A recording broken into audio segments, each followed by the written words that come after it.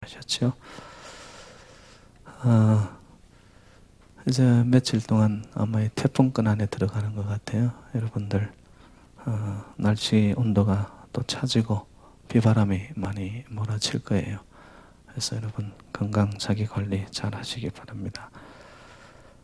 데살로니가 후서는 제가 지난 수요일 날 말씀드린 것처럼 그 주님의 재림에 대해서 이 거짓 교사들이 있었습니다. 거짓 교사들이 예수 재림에 대한 것을 잘못 가르친 거예요. 여러분이 교회 안에도 이 미혹의 영에 붙들려 가지고 아닌 것을 진짜인 것처럼 전달하는 자들이 있습니다. 그로 인해서 파생되어지는 공동체 역량은 이거는 이런 말로 할 수 없어요. 그래서 오늘 저희들의 설교 제목이 너희가 미혹되지 말라. 미혹되지 말라.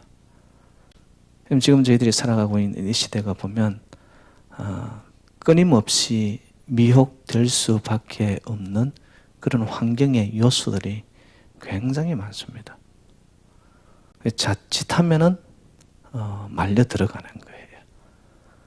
이 진짜가 가짜 같고 가짜가 진짜 같고 뭐가 뭔지 막 섞여서 살아가는 이 시대이다 보니까 모든 것이 여러분 혼합주의적이에요. 혼합주의적. 음식도 여러분 보시기 바랍니다. 뭐 옛날 같으면 한식이면 한식, 일식이면 일식, 중식이면 중식인데 요즘 뜨는 음식들은 전부 다 퓨전이에요. 막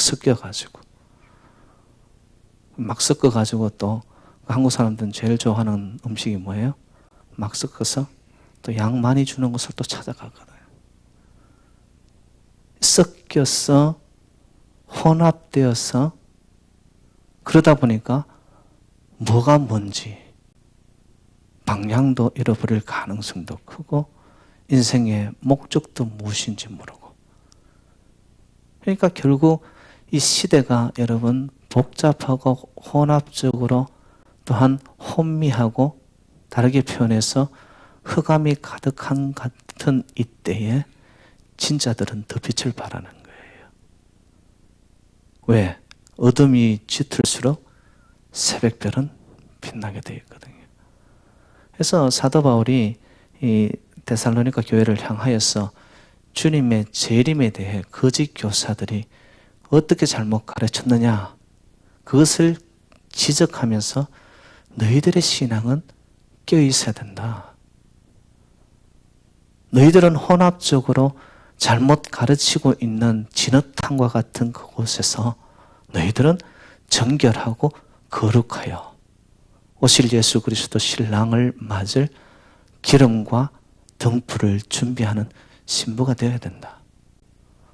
그게 요점인 거예요. 그럼 이 거짓 교사들이 예수 재림에 대해서 무엇을 어떻게 잘못 가르쳤느냐 하면은 오실 예수 그리스도가 마지막 끝에 최후의 날이 이미 이르렀다고 이야기하는 거예요. 벌써 왔다라고 이야기해버리는 거예요. 그게 교회 안에서 입에서 입으로 그리고 오늘 본문의 2절에 보니까 영, 말 이런 것으로 번져나가기 시작합니다. 계시를 받았다는 거예요. 내가 뭘 들었다라는 거예요. 이러면서 거짓된 미혹의 영에 붙들려서 잘못된 복음을 전달하기 시작하니까 성도들이 정상적인 신앙생활에서 혼란스럽게 되어버리는 거죠. 그래서 예수 재림에 대한 이 데살로니가 교회 안에 두 부류가 크게 나누어졌습니다. 이미 왔다고 하니까 첫 번째 부류는 어떤 현상이 나타나냐면 어디에 오셨냐? 어떻게 나타났냐? 이러면서 여기저기 사람들이 우르르 왔다 갔다 쏠려가지고 나타나기 시작하는 거예요. 지금 뭐 저희들도 이 시대를 보면은 어디에 누가 뭐 기똥찬 말씀에 성경 해석을 한다.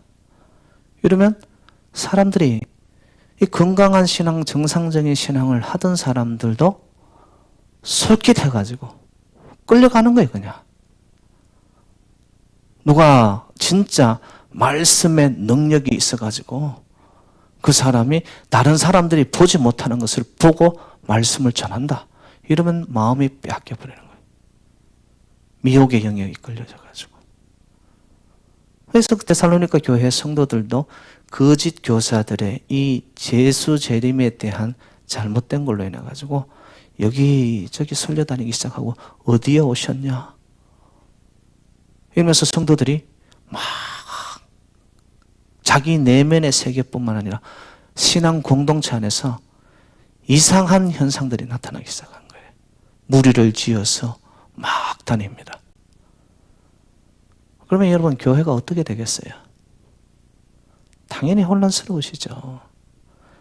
그래서 오늘 여러분 2절 말씀을 한번 가볼까요? 2절 말씀 시작.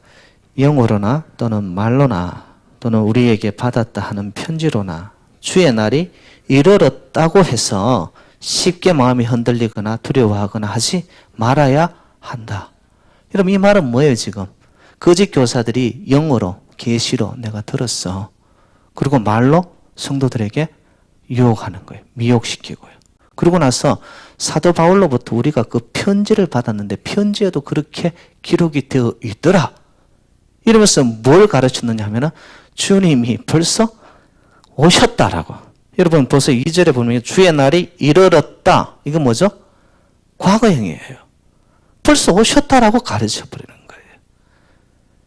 이러면서 나타나는 현상의 결과는 뭐냐면은 2절 끝에 나온 것처럼 흔들리는 거예요. 신앙이. 막 중심 없이 성도들이 여기저기 설려다니기 시작하는 거예요.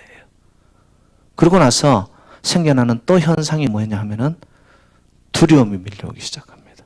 아, 벌써 오셨다면 나는 어떻게 될까?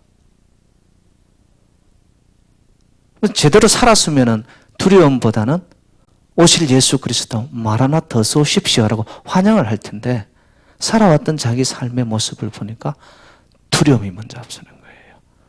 그러면서 정상적인 삶에서 사람들이 자꾸 떠나가기 시작합니다. 여러분 성경 말씀을 보니까 흔들리거나 두려워하거나 하지 말아야 한다. 이 말은 뭐예요? 벌써 흔들렸다라는 것을 반증하는 거죠. 성도들이 신앙생활을 가만히 봤더니만 그냥 혼란과 흔들림과 요동함으로. 그게 첫 번째 불이었고요. 두 번째 불이는 어떻게 나타나냐 하면은 이미 오셨으면 아유 어차피 마지막이래. 그러면서 삶의 태도에 대해서 에라 모르겠다. 이미 오셨으면 나는 더 이상 희망이 없는 거네. 그리고는 직장도 그만두고 갖고 있던 땅도 팔고 집도 팔고 다 갖다 바치고는 삶 속에서 이제는 완전히 자포자기식으로 살아가는 거예요. 이 이야기를 전했던 사도 바울의 목사님의 이 마음이 어떻겠어요? 성도들이 잘못되어 미혹의 영에 이끌려서 갖고 있는 현상 속에서 갈 길이 아니라 잘못된 길을 가는 거잖아요. 그래서 자포자기식으로 살아가는 그들의 신앙에 사도 바울이 교훈을 던집니다. 너희들 그래서는 안 된다. 그래서는 안 된다. 그래서 제가 읽진 않았지만은 데살로니가후서 3장을 한번 가볼까요? 부탁하는 말씀이 나타나요. 사도 바울이 3장 10절로 한번 10절에서 12절 우리 같이 한번 읽읍시다. 10절에서 12절 시작. 우리가 너희와 함께 있을 때에도 너희에게 명하기를 누구든지 일하기 싫어하거든 먹지도 말게 하라 하였더니 우리가 들은즉 너희 가운데 게으르게 행하여 도무지 일하지 아니하고 일을 만들기만 하는 자들이 있다 하니 이런 자들에게 우리가 명하고 주 예수 그리스도 안에서 구원하기를 조용히 일하여 자기 양식을 먹으라 하노라. 다른 쉬운 말로 제가 표현할게요. 지금 자기가 처한 자리, 하나님이 자리매김해 준 거기에서 성실히 살아라. 근데 이미 주님이 오셨다라는 그 잘못된 거짓 교사들의 오도된 거죠. 잘못 가르침 앞에서 성도들이 전부 다 인생을 뭐예요? 손 놓아버리는 거예요. 그래서 사도 바울이 일하기 싫으면 밥도 먹지 마라. 그럼 너희들 그 자리에서 조용히 자기의 자리를 지키고 양식을 벌어라. 여러분, 굉장히 중요한 신앙인의 태도입니다. 주님의 때가 여러분 오고 있습니다. 그런데 주님의 때가 가까웠다고 해서 이 데살로니가 성도님들처럼 잘못 알고는 다 포기하듯이 살아가면요, 그거는 하나님 앞에서 성실한 성도로서의 모습이 아니더라는 거예요. 그러면 왜 재림에 대한 이런 두 가지 부류가 나타났을까? 여기저기 쏠려다니고요, 그리고는 자포자기식으로 인생을 그냥 내일 끝인 것처럼. 왜 그런 현상이 나타났냐면, 성도님들이 하나님의 말씀을 들을 때 자기가 듣고 싶어하는 말씀만 듣는 거예요. 자기가 원하는 말씀에만 마음이 끌려가는 거예요. 다르게 표현하면 신앙의 이 밸런스, 균형을 잃어버리는 거예요. 여러분, 하나님의 말씀은 통전적으로 전체를 듣고 그 말씀을 내가 이해를 할 때 우리의 신앙이 굉장히 건강하게 되어집니다. 근데 성도님들 중에 제가 보면은 자기 듣고 싶어하는 축복의 말씀만 나오면은 눈이 반짝반짝합니다. 근데 선신하십시오, 충성하십시오, 교회에 봉사하십시오 이러면 부담스러운 이야기 들을 때는 아이고 난 모르겠다, 고개 팍 숙이고 있습니다. 잘못된 거거든요, 여러분. 여러분, 우리 몸도 그렇잖아요. 음식을 먹을 때 내 입맛에 맞는 것만 먹는 편식만 하면은 몸이 어떻게 되어지죠?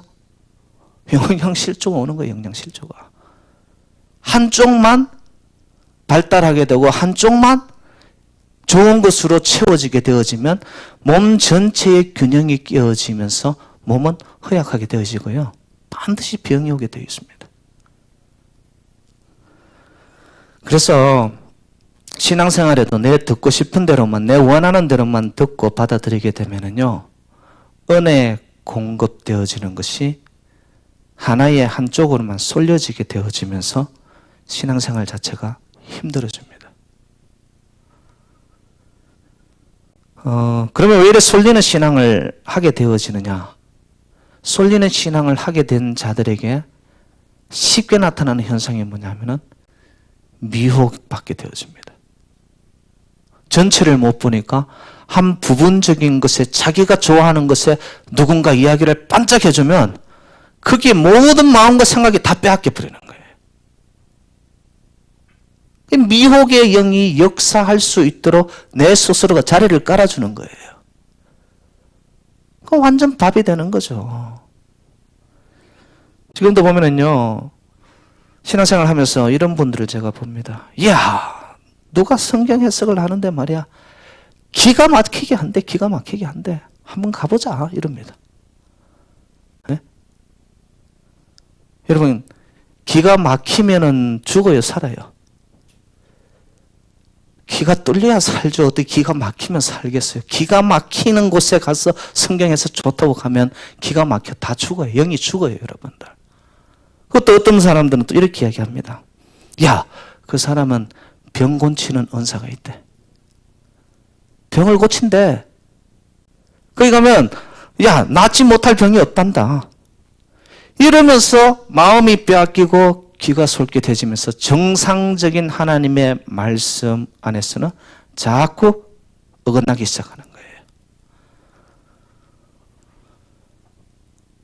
여러분, 외식이 만약에 주식이 되면 여러분 몸에 어떤 현상이 나타나는 줄 아십니까? 설사 현상이 나타나요. 설사 현상.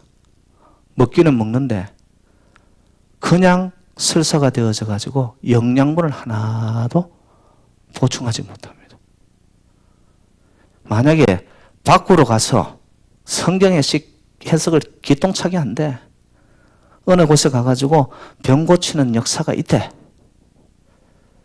여러분, 제가 말씀드리건데 밥 중에 밥은 집밥이 최고예요, 여러분들. 교회 안에서 선포되어지는 하나님의 말씀이 정상적으로 내 안에 들려오지 않는다? 자기 자신을 점검해야 돼요, 여러분. 여러분, 집밥은 특별하지 않습니다. 근데 그 집밥을 먹을 때 건강한 거예요. 근데 오늘날 성도님들 중에 보면은 자꾸 쏠리는 현상이 나타납니다. 그런 곳에 마음이 빼앗기기 시작하죠. 그럼 우리의 신앙은 결국에는 비정상적인 신앙으로 나아가면서 미혹을 받게 되어지고, 미혹을 받으면 결과는 뭐예요? 넘어지는 겁니다. 내가 잡혀가는 거예요. 결국 자기만 손해가 되어지는데,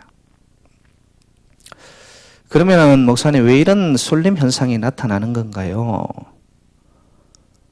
왜 그런 것에 우리의 마음이 빼앗기고 미혹하는 마음으로 내가 그런 것에 빼앗겨 갈 수밖에 없나요? 그 이유가 있습니다. 여러분 9절로 한번 가볼까요? 오늘 본문 9절 시작. 악한 자의 나타남은 사탄의 활동을 따라 모든 능력과 표적과 거짓 기적과, 자, 잘 보세요. 능력도 나타나고요, 표적도 나타나고 기적도 나타나요. 근데 이 출발은 어디예요? 누구의 활동을 따라? 사탄의 활동을 따라. 여러분, 거짓 영, 어둠의 영, 사탄들도 능력 베풀고 기적 베풀고 표적과 기사를 나타낼 수 있습니다. 그러면서 자꾸 이런 현상들이, 표적들이 나타나고 능력이 나타나고 이러니까 사람들의 마음이 거기에 쏠리는 거예요. 여러분, 기적, 능력, 표적, 거기에 내 마음이 빼앗겨 그 신앙 따라가는 동안 여러분의 이 중심이 없어집니다. 뿌리가 없어집니다. 뿌리가 없고 중심이 없어지면 결국에는 신앙이 어떻게 되어집니까? 부평초처럼 떠다니기 시작하는 거예요. 어디 좋다고 하면 거기로 가는 거예요. 그냥 왔다리 갔다리. 뿌리가 없게 되어지면 신앙의 열매가 맺히겠어요? 결국에는 인생 자체가, 신앙 자체가 길 잃은 자가 되어버려요. 방황하게 되어지는 거죠.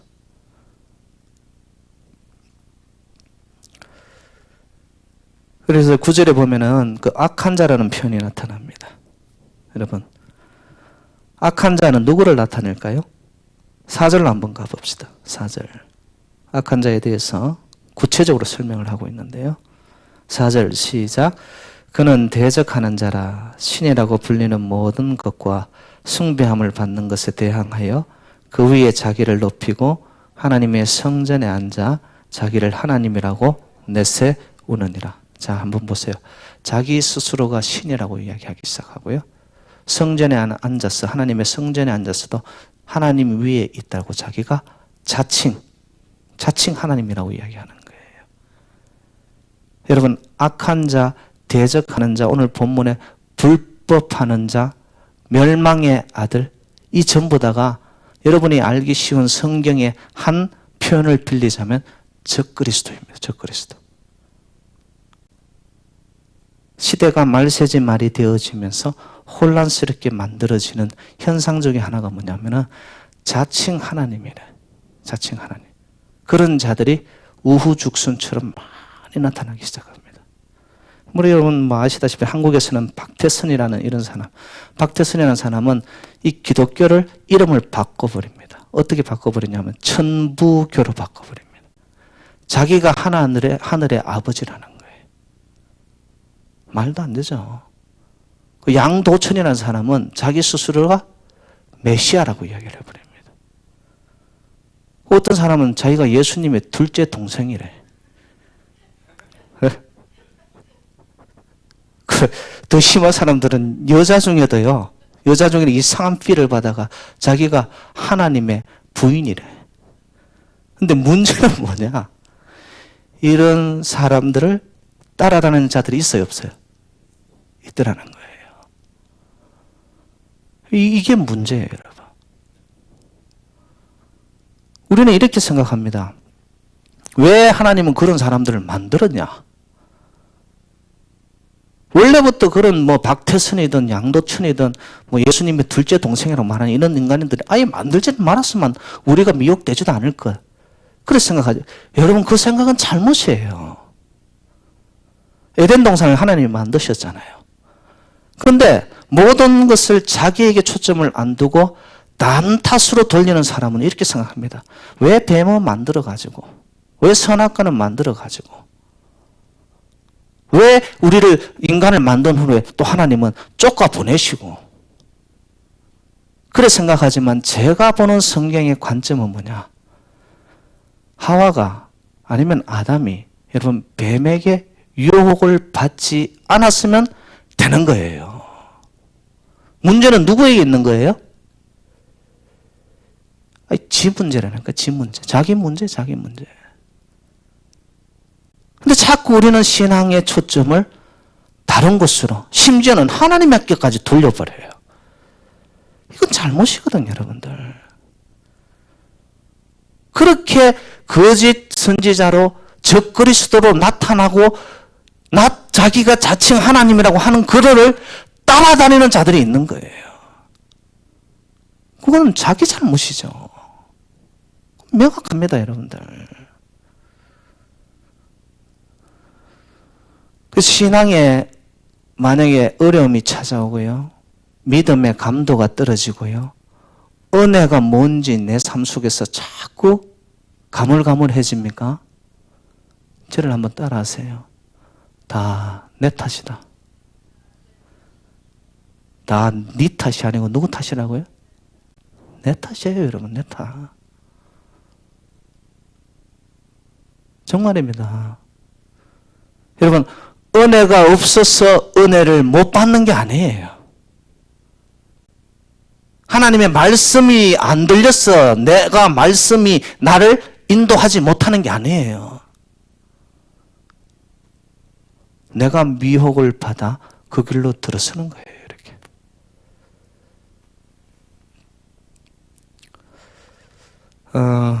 그러면 미혹을 안 받으려면은, 쏠리는 현상이 안 나타나려면 우리는 어떻게 해야 될까?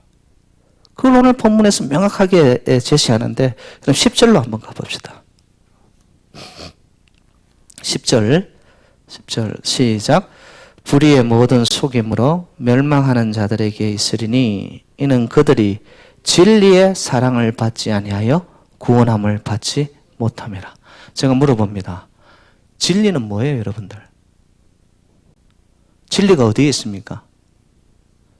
하나님의 말씀이거든요. 말씀 안에 있는 진리를 깨달으면 그 진리가 우리 인생을 자유롭게 만들어줘요. 여러분, 믿음은 저는 선명하고 분명하다고 생각합니다. 하나님이 우리에게 제시한 믿음의 기준이 있어요. 그게 뭐냐? 말씀 따라입니다. 말씀 따라. 다시 표현할까요? 믿음에서 떠났다, 말씀에서 떠난 자, 예수에서 떠난 자입니다. 이런 자들은 쉽게 미혹을 받을 수 있습니다. 내가 믿음에 있다, 말씀 안에 있는 것이고 말씀 안에 있는 예수의 생명에 내가 있는 거예요. 이런 자들은 웬만해가지고 흔들어 놓아도 안 흔들려요. 안 흔들려요. 왜? 명확하게 길이 정해졌으니까. 근데 왜 흔들리고 왜 미혹받고 왜 두려움이 생겨나느냐? 아닌 길을 가니까. 믿음 아닌 길을 가니까. 진리 아닌 곳에 내 인생이 올려서 있으니까. 가는 것 같고 믿는 것 같은데도 이상하게 삶이 그냥 좌충우돌하는 거예요. 아닌 것 위에 서 있으니까.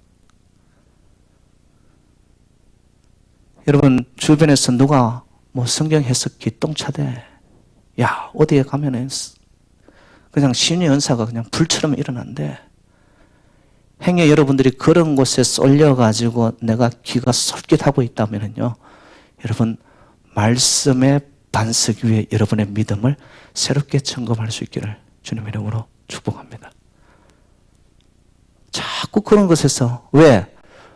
믿음은 들음에서, 들음은 무엇을? 하나님의 말씀을 들으면서 믿음이 생겨나거든요.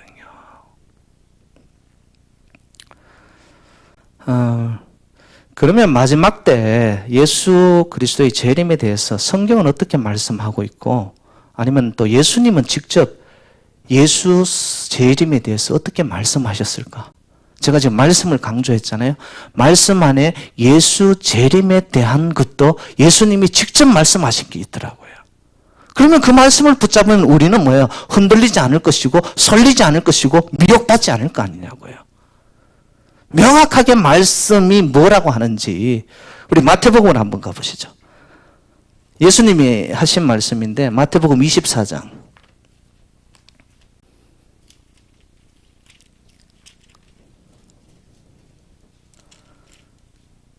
24장 4절로 6절 말씀 먼저 한번 읽어봅시다. 24장 4절로 6절 우리 신약 성경 40면쯤에 있습니다. 4절로 6절 같이 읽습니다. 시작. 예수께서 대답하여 이르시되 너희가 사람의 미혹을 받지 않도록 주의하라. 많은 사람이 내 이름으로 와서 이르되 나는 그리스도라 하여 많은 사람을 미혹하리라. 난리와 난리 소문을 듣겠으나 너희는 삼가 두려워하지 말라. 이런 일이 있어야 하되 아직 끝은 아니니라. 제가 묻습니다. 여러분 예수님의 재림에 그 끝이 왔어요 안 왔어요? 혼란하고 적그리스도들이 나타나서 이렇게 저렇게 난리 법석을 친다 하더라도 하나님의 예수님의 직접적인 말씀은 뭐예요? 끝이 아직 아니라. 그럼 그 끝은 누가 알고 계세요, 여러분들? 이 모든 권세는 하나님 안에만 있는 거예요. 하나님 안에만. 하나님 말씀이 그렇게 일러주시거든요. 근데 우리는 자꾸 내 믿음의 이 중심이 바로 서 있지 않을 때 흔들리기 시작하면서 몰려다니고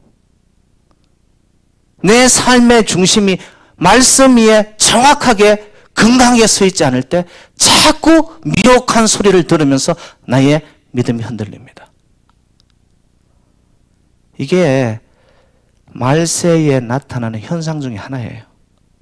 이게 교인들, 성도님들, 신자들이라고 다를까요? 아닙니다. 솔직히 말하면 예수 모르는 자들은 적그리스도나 뭐 능력이, 표적이, 기사가 뭐 이런 거 관심 없는 자들이에요. 근데 예수 믿는 자들 중에서 흔들려 미혹되어 넘어지는 현상들이 말세지 말에 자꾸 나타나는 거죠. 여러분 뭐 한때 이 뉴욕 플러싱 지역만 하더라도 뭐 신천지 말씀 들어보셨죠?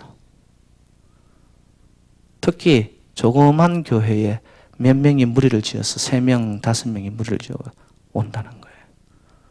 와가지고 뭐 처음에는 뭐 그렇게 열심히 특히 주의 종 옆에 딱 붙어가지고 목사님의 혀처럼 노는 거예요. 목사님 말씀 떨어지면 무섭게 아멘 아멘 뭐. 우리 교회는 그런 인간들이 없더라고요 보니까. 예. 건강한 거죠 여러분들. 여러분 바로 서야 될 때가 바로 지금 우리가 살고 있는 이 시대입니다. 그 끝이 아직 아니리니 난리통이 나도 아직 끝은 아니에요. 그러면 어떻게 오시느냐?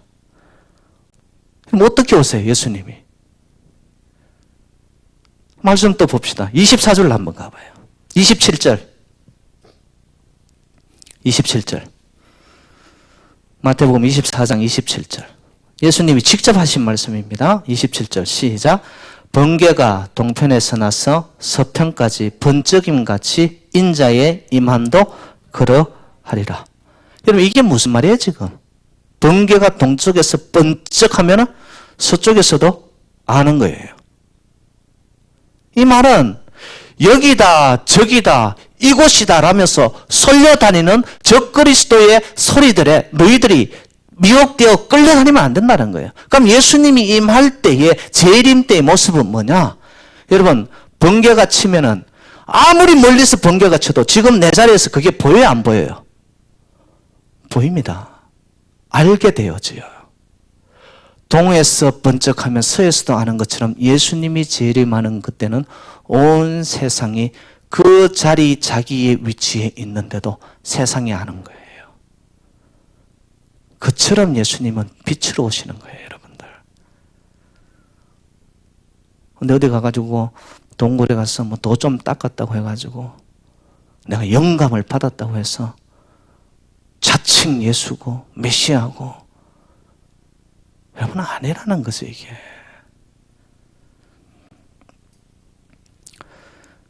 그러면 올바른 신앙을 우리가 가지려면 어떻게 해야 되느냐? 제가 재차 말씀드리지만 하나님이 우리에게 주신 말씀을 따라가야 됩니다. 24장 25절로 또 한번 가봐요. 예수님 어떻게 말씀하는지. 25절 시작. 보라, 내가 너희에게 미리 말하였노라. 여러분, 말씀 안에 하나님께서 우리에게 알려주신, 미리 말씀하신 것이 여기 안에 다 들어있어요. 그런데 우리는 자꾸 말씀은 멀리하고 이상한 소리에 끌려다니기 시작하는 거예요. 그러면서 우리의 삶이 미혹되어 가지고 길을 잃고 방황하고 결국에는 뿌리 없는 인생이 되어져 가지고 신앙생활을 하는데도 열매가 없는 거예요, 열매가. 여러분, 저는 말씀 속에 하나님이 미리 다 보여주셨다고 확신합니다. 그걸 우리가 깨닫지 못하고 알지 못할 뿐이. 그러니까 우리가 해야 될 게 뭐예요?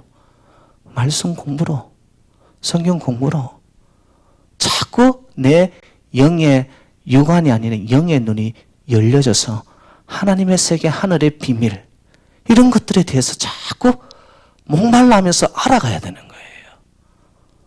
세상 지식, 이 땅을 살아가는 방법에 대해서는 전부 다가 그냥 다 알고 있어요. 근데 오실 예수 그리스도, 하나님의 나라, 하나님의 의, 이런 거에 대해서는 우리가 문외한으로 만약에 있다면 우리도 한순간 미혹되는 거예요, 여러분. 붙잡힌단 말이죠. 그러면 이 미리 말씀하신 것을 오늘 본문에서는 어떻게 표현하고 있는지 데살로니가 우리 또 넘어가 봅시다. 데살로니가 후서 2장 15절로 한번 가봐요. 사도 바울은 그 말씀에 대해서 다르게 표현을 하는데 그 표현이 뭔지 한번 봅시다. 2장 15절. 2장 15절 시작. 그러므로 형제들아, 굳건하게 서서 말로나 우리의 편지로 가르침을 받은 전통을 지키라. 여기서 말하는 전통이 뭐냐? 예수님이 직접 사도들에게 알려준 복음의 전통입니다. 복음의 말씀의 전통이 있더라는 거예요. 달리 표현할까요? 사도들의 가르침 이외에 다른 것에 내 마음이, 내 귀가 끌려가고 있다. 여러분들 생각을 하셔야 된다는 거죠. 반드시 복음의 전통이 있고요. 하나님께서 우리에게 가르쳐 주신 하나님의 흘러오는 사도들을 통하여서, 말씀의 맥을 통하여서 흘러오는 하나님의 말씀의 전통이 있어요. 우리 신앙 같으면 개혁, 정통, 보수. 여러분, 거기에 우리의 신앙을 지켜나가야 되지. 자꾸 엉뚱한 곳에 가서 이러한 맥과 전통의 길이 아는 곳에서 내 말씀을 듣겠다 생각한 잘못된 거라는 거죠, 이게. 그래서 여러분, 그 겉모습만 보고 판단하게 되어지면 우리의 신앙은요, 자칫하면 미혹하고 넘어집니다. 여러분 주변에서도 기도의 능력이 있다, 뭐 은사, 치유의 은사를 받았다, 만약에 그런 곳에 자꾸 치중하고 그런데 말씀 안에서 멀어져 가고 있다, 스스로를 여러분 반드시 첫 단추부터 잘 키워야 되는 거예요. 이게 능력도 좋고 표적도 좋고 기사도 좋아요. 그런데 말씀을 기초하지 않은 능력, 기사, 표적들이 나타나게 되어지잖아요. 그 신앙은 반드시 미혹되어서 엉뚱한 곳으로 끌려가게 되더라고요. 진리의 말씀, 사도들로부터 전통적으로 내려오는 하나님의 복음의 전통. 여기에 내가 무장되어서 전신갑주를 입고 나서, 그러면 하나님이 성령의 은사 중에 보면 방언도 주시고 치유의 은사도 주시고 예언의 은사도 주시고, 그것이 통전적으로 받아들여질 때에 내 삶의 신앙이 건강해지는 거지. 여러분 보세요. 뿌리는 없고 줄기는 없는데 나무에 열매만, 좋은 열매가 있습니까? 결코 그런 게 없단 말이에요. 우리 신앙이 여러분 전체적으로 건강하게 가야 된다는 거. 끝으로 저는 이렇게 적그리스도들의 어떤 계계와 이 준동이 있잖아요. 막 세상을 한번 보세요, 여러분. 얼마나 요란스럽게 힘자랑을 하고 있습니까? 이름에도 불구하고 저는 희망적인 게 뭐냐? 하나님은 하나님의 일을 지금도 하고 계시다는 거예요. 그게 오늘 본문 8절 말씀이에요. 8절 말씀을 한번 가봅시다. 8절 시작. 그때에 불법한 자가 나타나니 주 예수께서 그 입의 기운으로 그를 죽이시고 강림하여 나타나심으로 폐하시리라. 할렐루야. 여러분 이 말씀 믿으세요? 적그리스도들이 아무리 우후죽순처럼 나타나 미혹의 영으로 우리를 넘어뜨리려 한다 할지라도 하나님은 하나님의 일을 하시는데 보니까 결국 그들은 예수 그리스도의 통치 아래서 패하게 되어 있습니다. 그러니까 여러분 마지막 때가 올수록 우리의 신앙이 훨씬 똑바로 갈 수 있고 깨어있는 자들의 신앙은요, 그 빛을 발하기 시작하는 거예요. 왜? 하나님의 통치 예수 그리스도가 다시 오실 그때에 이 모든 세상에 나타났던 것들은 통치하에 들어가고 피할 수밖에 없기 때문에 그날을 기다리면서 우리는 신앙생활을 해나가는 거예요. 제가 한 가지만 여러분에게 묻겠습니다. 여러분 지금 이 세상, 이 땅이 세상의 권력과 파워가 움직여가고 있다고 생각하세요? 아니면 하나님이 움직이고 있다고 생각하세요? 제가 물었다고 또 뭐 이렇게 정답으로 말하지 마시고, 여러분 실제적으로 삶의 현장 속에 어떻게 생각하세요? 이 땅이 돌아가고 있는 것들을 한번 보시라고요. 초강대국들 세상을 막 움직이잖아요. 휘어잡고 있는 것 같잖아요. 근데 그들보다도 하나님이 이 땅을 운영하고 가고 계시다는 것을 믿으시냐고요. 여러분 이게 믿음으로 와야 돼요. 그런 자들은요, 개인의 삶 속에서도 어떻게 생각하느냐? 오늘 내가 하루를 살았는데 힘겹게 내가 내 힘으로 꾸역꾸역 산 것이 아니라 오늘 하루의 삶 속에서도 하나님이 나를 살려주셨다라고 믿는 거예요. 여러분 그게 믿음입니다.